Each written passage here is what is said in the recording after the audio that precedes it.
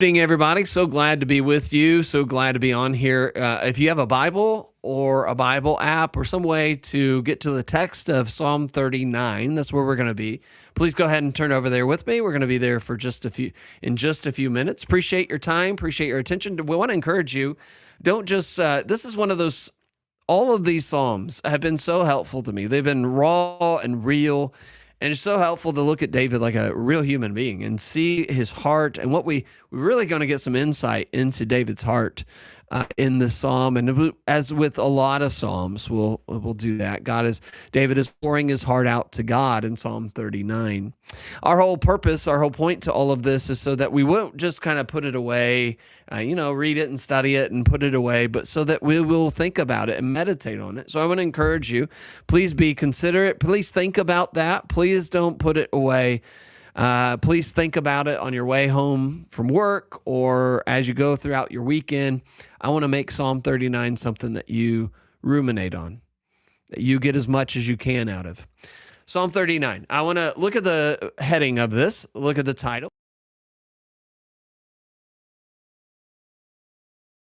People believe that it was some Jewish person that was sent in charge of Jewish worship inside of the temple. We're going to look here in just a second. I think that's what it is here. Now, other people say that when it says this, that he's actually saying it's a psalm to God. And I like the thought of that, but whether that's true or not, I don't know. But look at the next one. I don't think it is in this case because he says to Jeduthun. And so he's one of the chief musicians that was appointed by David for worship in the temple, along with Asaph and Heman, the singer. And so he would lead the music and singing part of the organized temple worship. And we see him in 1 Chronicles 16, 25. He's also mentioned in the titles of Psalm 67 or 62 and 77. So this is somebody who would lead the Jewish worship. And notice it's also a Psalm of David. It is Psalm of David, the shepherd, the king of Israel. Now, if I had to summarize the psalm, I would say it's a psalm of reflection. It's also a somber prayer of David to make him know the brevity and the weakness of the human existence. And so if I had to break it down, I'm going to break it down into 4 different sections. Verses 1 through 3, David guards his tongue. In verses 4 through 6, David prays to know about the brevity and the frailty of life. In verses 7 through 11, we see that David declares his hope is in God. He confesses and he asks for deliverance. And then in verses 12 to 13, David is asking, he's pleading for mercy. So let's start. Let's pick up right in the beginning here. Verses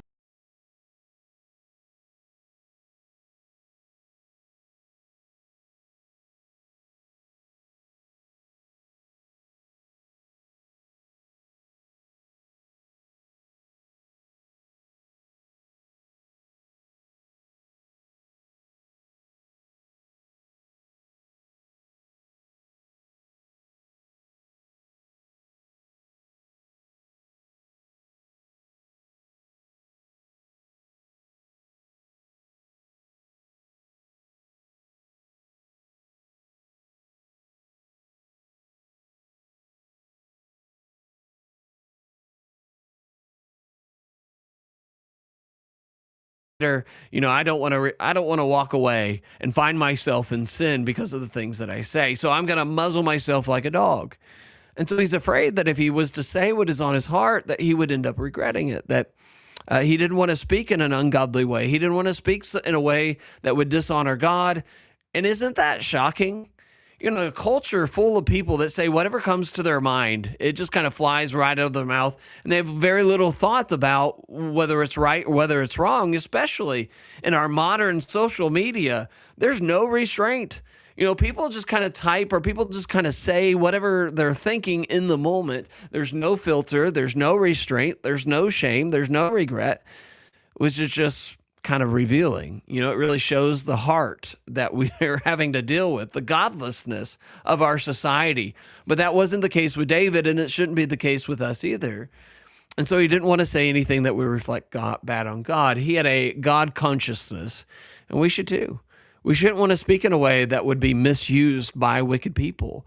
We shouldn't want to say anything that is that just tears people down and rips them to pieces. We should only want to say things that are helpful, things that build people up, that help the wicked people see God, help ungodly non-Christians see God and help them honor God. And so David is really open and he's honest with God, but David is a little more restrained when it comes to being with other people.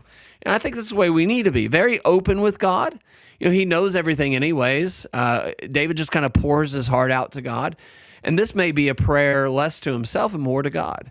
But even if that's not true, he's going to pray to God later. We're going to see what he has to say to him. And so he is open with God, but he's more restrained. He's more measured with others. And so we got to put some guardrails on sometimes. And it's not to the point of lying or being deceptive in any way, but it's the idea of having more self-control and more restraints when it comes to others. And look at verse 2. David found it wiser to say nothing than to say what was on his mind. It reminds me back in the psalm before this, in Psalm 38, verse 13, David was silent before his accusers. And David describes himself like a mute that couldn't speak. The Proverbs talks a lot about the idea of keeping our mouth shut and the wisdom that comes with it.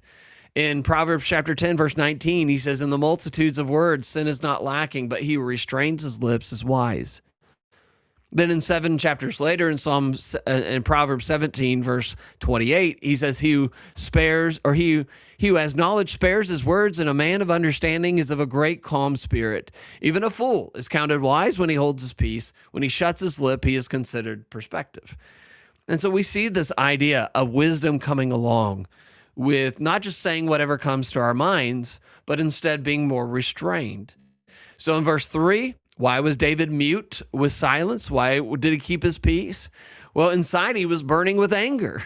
His heart was hot within him. And so the times that we say the things or do the things that we regret the most is probably the times that we're most angry. Anger just kind of boils up. And if it's not dealt with properly, it's going to erupt and it's going to cause us to do things or to say things that we should never say. And the more it boils inside of our hearts, the worse things get. Anger is kind of like acid. It hurts the container that it's stored in than it does the one you want to pour it on. It leads to bitterness and wrath and anger and clamor and malice. And so the more that David thought on this, the more it just boiled up inside of him, the hotter the fire burned in his heart. And finally, David speaks, though, and he breaks his silence. What does he say? Well, notice in verses 4 through 6, he prays to God. I don't think there's anything better that we could do than to turn and pray to God. Pray to God, the God that can change our hearts, and he can change our attitudes and help us. So let's go ahead and read the next section. Look at verses 4 through 6.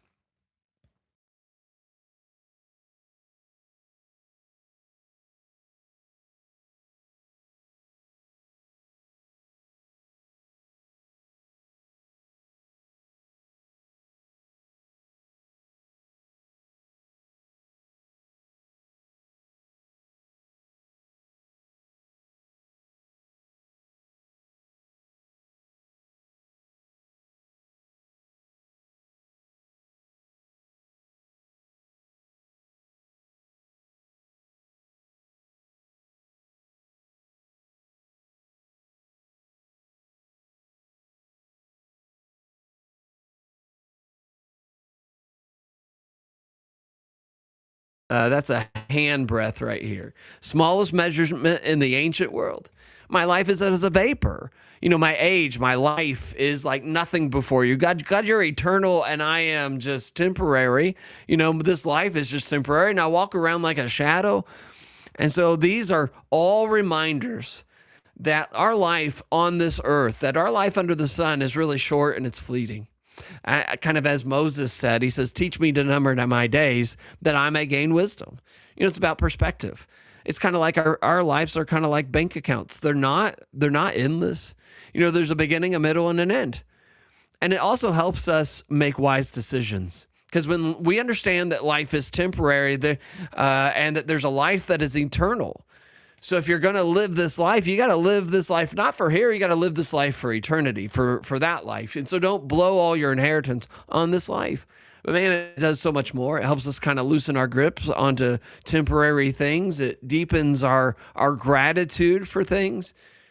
Look at verse 4 again. David also asked God to remind him of the frailty of life, that I might know that I am frail, that my age, my life is nothing before you, that I am at my best state a vapor. And think about who prayed that. Even if he was a champion on the battlefield, even if he was the king of Israel, even if he was a celebrity and everybody knew who David was, David at his best state is a vapor. And think about what it goes on to say is that even if I think that I have something and I heap up treasures, he is a rich and prosperous king. He has everything.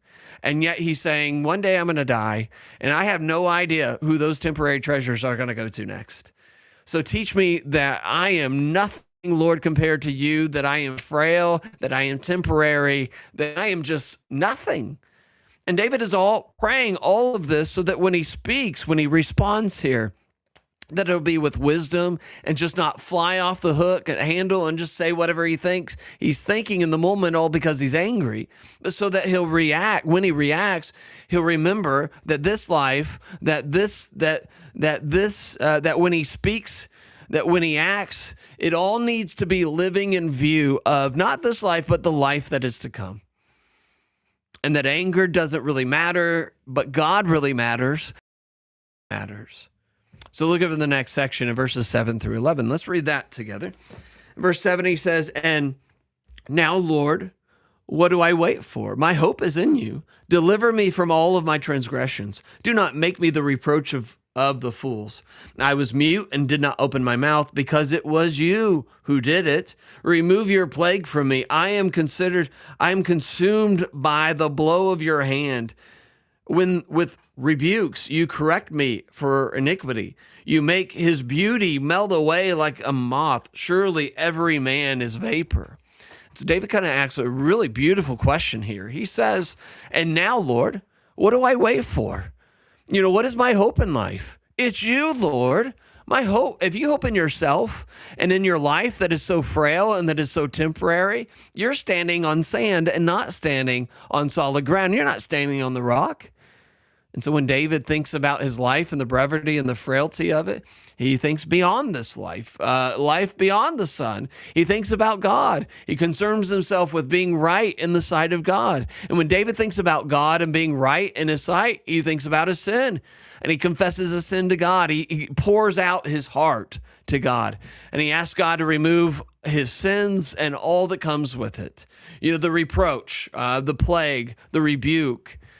So in verses 9 through 11, David prays for relief from this affliction. And he realizes that his entire life is in the hand of the Lord. He says, "I kept my mouth shut because I knew that it was you, Lord, that my life is in your hand. But remove the plague is from you. It is a blow from your hand. You correct me. You make the beauty of a man just kind of melt away in an instant. And so I turned to you. And you did that so I would turn back to you, so that I would consider my ways, so that I would think about the temporariness of this life, and I would think about the eternity and the length of that, so that I would long for you again, so that I would then return to you, O Lord. I know that you are in it. I know that my life is in your hands." What an amazing thing for David to pray. Look at the last few verses. Look at verses 12 to 13. In verse 12, he says, "Hear my prayer, O Lord, and give ear to my cry. Do not be silent at my tears, for I am a stranger with you, a sojourner as all my fathers were. Remove your gaze from me, that I may regain strength before I go away and am no more." And so David is pleading with God for God to hear his prayers and his cries. He said, "God, please respond. And don't ignore my cries. Don't be silent. I'm crying out to you. Hear me, answer me." And David feels though God is kind of distance. He's distant in this moment with him. And despite the distance, David claims to be a stranger with God. Notice he's not saying that he's estranged from God or that he's a stranger to him. He's saying, "I'm a stranger here, Lord. I'm like an alien with no citizenship here, but my citizenship is in heaven." He doesn't belong here. He belongs there with God. He doesn't speak like he belongs here. He doesn't behave like he belongs here. His heart is not here. It's there. It's up there with God. His eyes are focused where God is in the heavenly places. But are our hearts with God? What does our conduct say? What does our hearts reveal? David was a man with a heart after God's own heart. And so do we have that kind of heart? Do we get homesick? Do we feel as though we don't belong here? This is not our home anymore. Look at verse 13. Man, the way that this psalm ends. See, David's condition before God was everything to him. It was everything to his whole existence. And David says, notice how he words it. He says, remove your gaze from me that I may regain strength before I go away and am no more. My heart is aching here. Forgive me, O Lord. My strength is all dried up because I feel your heavy hand upon me. And so he's really pleading for mercy. He's pleading for grace. He says, turn your gaze away from me. Don't look on me with anger or frustration anymore, O Lord, so that I can regain my strength. I can't feel strong anymore. I can't be strong anymore if I have this sin between me and you because I'm just wasting away because of it. Do it so that I can do it so that when I go away and no more, do it before I die. Do it so that when I die, I'll go to heaven and I'll be with you because that's where my heart is. That's where my eyes are. That's where I want to go. That's where I long to be. Do it so that I can be right in your sight, O Lord. Do it so that I can stand before you justified and go to bed at night and sleep. David is just pleading with God, please do this. Have mercy upon me. Forgive me so that I can regain my strength. David feels sick. He feels wasted away. There's so much here for us to take in this psalm. I encourage you, please don't just put it down. Don't walk away from it today, but please keep studying it. Please keep reading it. I appreciate your time, appreciate your attention. Encourage you, please ruminate on this, meditate on it. Try to get as much as you can out of the things that David says here. There's so much. Man, the Psalms are just so real. They're so raw. We get a glimpse into David's heart. I hope that's what you saw here today. Appreciate your time. Appreciate your attention. Hope everybody has a great weekend, a great Friday evening, Saturday and Sunday, Lord's Day. God bless everybody.